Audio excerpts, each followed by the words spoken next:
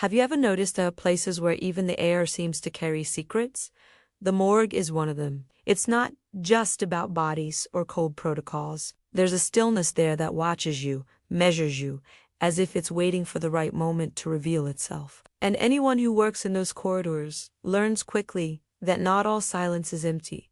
Sometimes it's just waiting for someone brave enough to listen. This is the story of a woman who spent her whole life believing she knew how to deal with death, until the day she realized death might very well be dealing with her. I don't know exactly when I got used to the smell of the morgue, maybe on my first day, or maybe a few weeks later when my stomach stopped twisting every time I passed the refrigeration chamber. I used to tell myself it was no different from working anywhere else in the hospital, but it was.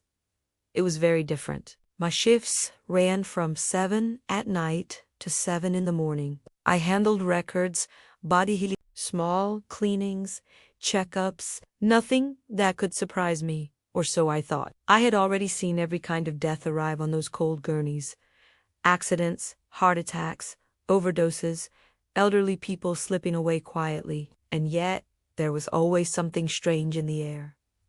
In the morgue, silence isn't normal. It's a silence that feels like it contains trapped voices inside it, as if every story, every end of a life, still echoed in some way. And no matter how much I tried to keep to routine, my mind could never shake the unsettling sensation that I wasn't alone, even when there was no one else in the room. That particular night, I remember the atmosphere felt heavy from the moment I walked in. Sure, the temperature was cold, as always, but that wasn't what sent chills down my spine. It was the weight in the air, something that seemed to follow me through the corridors lit by old bulbs that flickered every so often. I checked the intake lists, prepared my notes, and tried to focus on work. I always told myself, you only deal with what's already dead. The danger doesn't live here. But for some reason, that night, the phrase didn't feel as true as it used to. The hospital morgue is divided into two main sections: the South Wing, which handles recently admitted bodies, and the North Wing, where cases await autopsy or legal release. The North Wing was what I called the dead zone of the dead zone morgue isolated colder. With almost no foot traffic, I avoided going there alone, whenever possible. But that night, the duty nurse told me over the intercom that a newly arrived body would be placed in the North Wing mount. 47 years old, no apparent signs of violence, but with strange details. Skin unnaturally pale, eyes still open, muscles stiffened in odd positions. His name was Peter L. Hammond. I headed there with clipboard in hand, rubber gloves on, and my face carefully arranged to look composed. When I pushed open the heavy door, its creak echoed down the icy corridor. The light inside was dimmer. I saw the gurney waiting, a white sheet stretched over the body, as if it had been placed there in a rush. I approached slowly. Something about that overly flat sheet bothered me. It was as if the shape underneath was wrong. Too long? I forced my mind to stay logical. Contracted muscles, maybe? Or just a trick of the lighting? Nothing unusual. I wrote down the intake information, time of arrival, condition, initial notes. When I lifted part of the sheet to cheque de intradérmica. The movement was slight, but enough for the corpse's arm to slip off the gurney and hit the floor with a dry crack. I jumped. Of course, stupid reflex. But what froze me wasn't the sound. It was the hand's position. It wasn't stiff like the others I'd seen. It was limp, flexible, and the palm was facing upward, as if waiting for something. I crouched down to lift it back, embarrassed with myself, trying to rationalize. Maybe rigor mortis hasn't set in yet. Not every body reacts the same way, but when I touched his skin, something felt wrong. It wasn't just cold. Beneath that chill, there was something else. Warmth, as if an internal current hummed faintly inside him, like a sleeping motor. I let go immediately. The arm dropped back with the same dull thud. That's when I noticed his eyes were still open, staring at me. I'd seen plenty of corpses with open eyes. Not unusual. Muscle relaxation sometimes left the eyelids half closed, giving that creepy illusion of presence. But this wasn't the case with Peter Hammond. His eyes were wide open, fixed, clear, and under the faint ceiling light, the pupils didn't just reflect, they seemed to absorb the light. I froze. Not out of fear, not yet, out of doubt. My brain refused to process what I was seeing, so I did what any trained professional would do. I forced logic back into the room. I grabbed the preservative drops and, hands still trembling from the fallen arm, dripped a few into his eyes. It was standard protocol to preserve appearance until release. But when I did, I noticed something else. His eyes weren't dry. No sign of dehydration at all. That wasn't normal. I did the pupillary reflex test instinctively. Yes, I know, completely unnecessary on a corpse. But some part of me needed certainty. I shone the flashlight directly into his pupils. A quick beam. Nothing. Again, nothing. But then, just as I was pocketing the flashlight, I saw it. Not a blink. Not movement. Focus. His eyes adjusted. Slowly. Like a lens, searching for light. It wasn't sharp. It wasn't fast. But it was real. I staggered back, hitting the tray of instruments behind me. Metal clamps clattered to the floor, punctuating my panic like a poorly timed soundtrack. And then, something even stranger, the tag on his foot, that small white plastic strip with name, time, and cause of death, was wrong. Very wrong. The name printed on it was Karen Louise Monteiro, and that's my name. They're cold, black letters on a morgue tag tied to the ankle of a dead man. For a few seconds, I stared at it like I was trying to solve some cruel prank. I even laughed that awkward, nervous laugh you use to push reality away. But it didn't fade. I checked his file. Peter Hammond, 58 years old. Cardiac arrest, everything matched. But the tag told a different story, and if it was just a clerical mistake, it happens, right? I went to the storage fridge where bodies waited. I pulled out each drawer still, empty from that shift. I found no other tag with my name, no other Karen, only silence. But when I came back to the room, he wasn't staring upward anymore. Peter Hammond's eyes were closed. I froze completely, didn't move a muscle. The morgue air is always cold, but in that moment, it felt frozen in a way only deep fear can create. I forced myself closer, clinging to rational thought. Maybe I thought his eyes had been open. Maybe it was the light, but when I leaned over to check, again, I noticed another impossible detail. The tag with my name was no longer on his foot. It had disappeared. And it was at that moment that I heard a sound I knew all too well. A high-pitched, insistent beep. The sound of the heart monitor from the room next door. The room where bodies shouldn't have any heartbeats. I ran there without thinking twice. On stretcher 3, the monitor displayed something that shouldn't have been there. 63 BPM, regular. The stretcher was empty, and then, behind me, the cold storage door slammed shut. By itself, no wind, no one. Or at least, that's what I thought. The door closed with a sharp thud, the kind that doesn't echo, just startles. I ran back, desperate to open it. It wasn't locked, but it felt heavier, as if something on the other side was holding it tightly. When I finally pushed it open, the corridor light revealed something new. On the inner wall of the cold storage, the one we never write on, there was something scratched with fingernails, as if dragged forcefully, leaving deep marks on the cold metal. It was my name. Karen, and right below, in smaller, repeated letters, "You shouldn't be here. You shouldn't be here. You shouldn't be here." I wanted to rationalize, really, think that someone was playing a trick on me, that it was a prank, some dark joke from another shift worker. But the morgue has cameras, and, besides, I was alone on that shift. As always, I went back to the monitoring room, where the entry and exit records are kept. I tried to retrieve any recordings from the past few hours, but the system was corrupted. No one appeared entering, not even me. The cameras were working, but it was as if my face didn't exist on the footage. Only doors opening, carts moving, the elevator running by itself, everything except me. As if I were the stranger there. And then my phone vibrated in my lab coat pocket. It was a notification from the hospital's internal system. Body of Karen Louise Montero received at 12:47 a.m., entry through the east wing.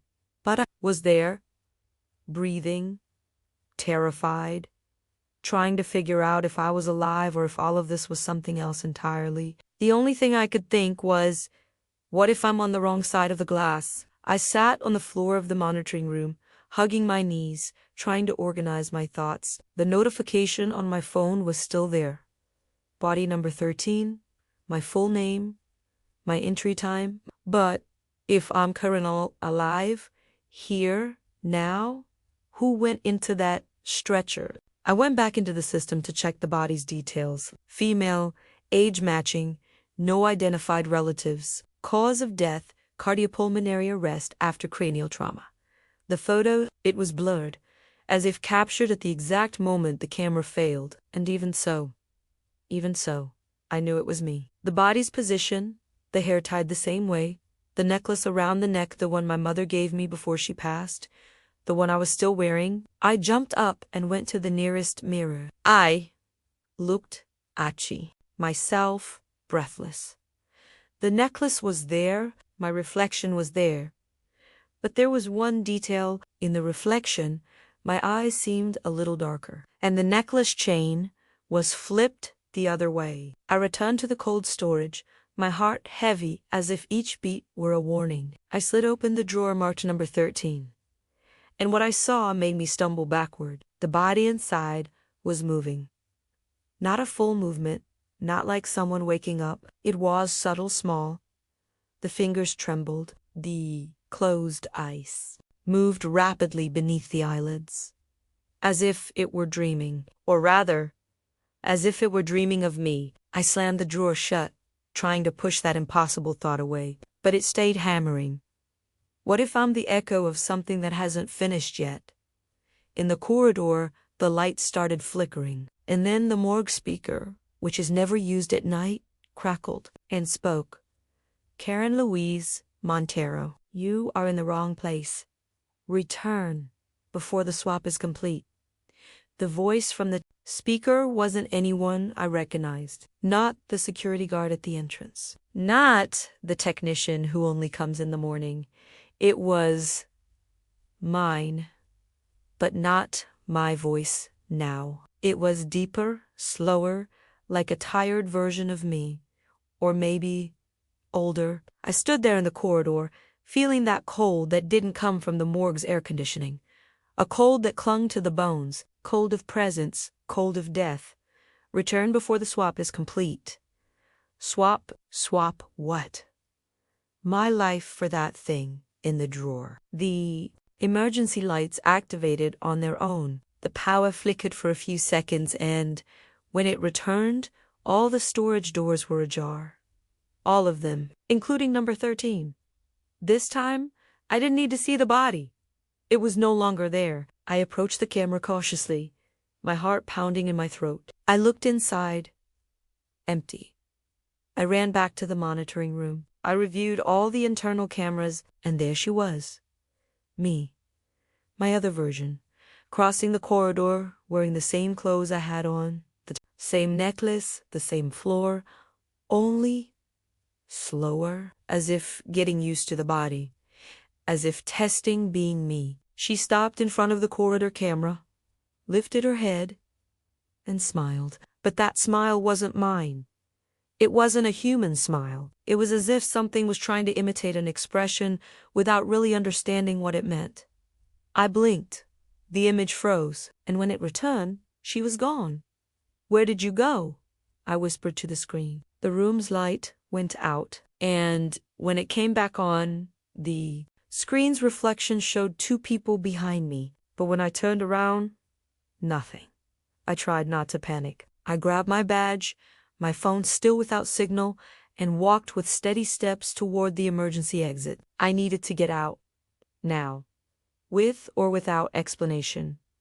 But when I pushed the metal door, I realized it wouldn't open, neither with the badge nor with force. It was as if it had been welded, sealed, or forgotten by time itself. The room was silent, but my body was screaming inside. Yet in that place, silence screamed louder. The only thing left was to wait for dawn or, if I were braver, find out what it wanted from me. But courage is an easy word to say when it's daytime, with people around. There, in the morgue, alone, surrounded by empty cameras and a distorted version of myself roaming around. Courage was suicide. I went back to the camera room. All the footage was frozen. All of it, except one. The one from room 13. And there I saw me, sitting exactly as I used to, picking at my nails like a pause between shifts. She knew I was watching. Slowly, she turned her face toward the camera and spoke, silently, but with lips perfectly legible. You shouldn't have opened it. The image vanished. The stretcher disappeared, too. It started appearing elsewhere, on the computer screen, on the glass of the cabinet, on the microwave display in the break room. And in all of them, she was staring at me.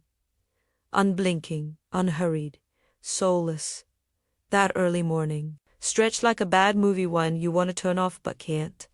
And I no longer knew what was real.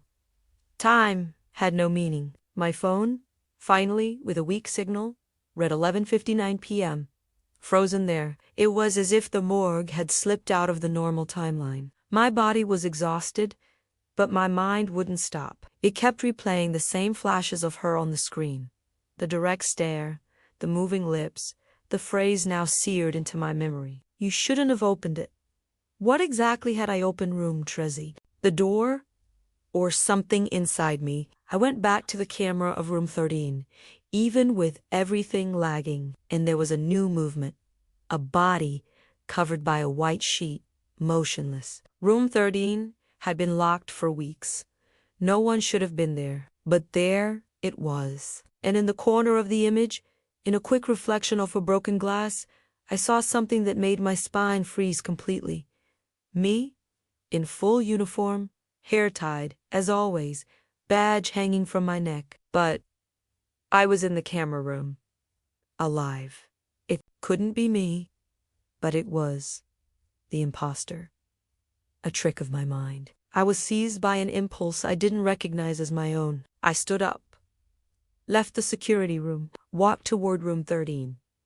I couldn't feel my steps, couldn't feel the floor. It was like floating through the corridors, the flickering lights, the stretching shadows.